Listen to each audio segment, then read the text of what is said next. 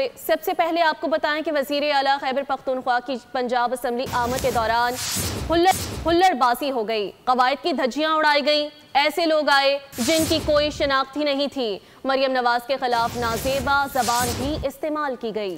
Punjab assembly خالہ جی کا گھر نہیں کہ جو مرضی آ جائے، معاملے کی تحقیقات کے لیے انکوائری کمیٹی بنا دی ہے۔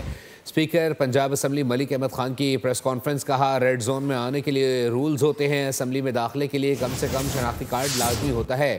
الزام لگائے کہ خیبر پختونخوا اسمبلی میں 50 لوگ خواتین کو مارتے ہیں۔ ملک احمد نے کہا پیپلز پارٹی پہلے چاروں صوبوں کی جماعت تھی، اب صرف سندھ تک محدود ہو گئی ہے۔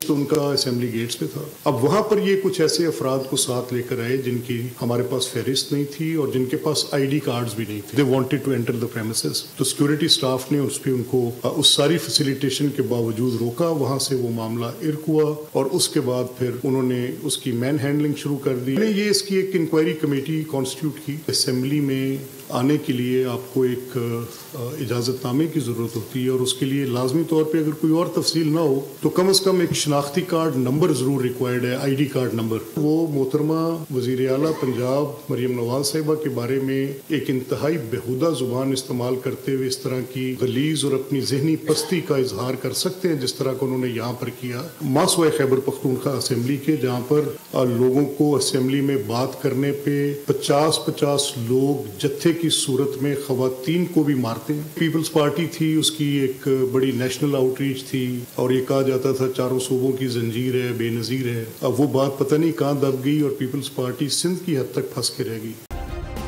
سبسکرائب کریں اور بیل دبائیں تاکہ کوئی خبر رہ نہ جائے۔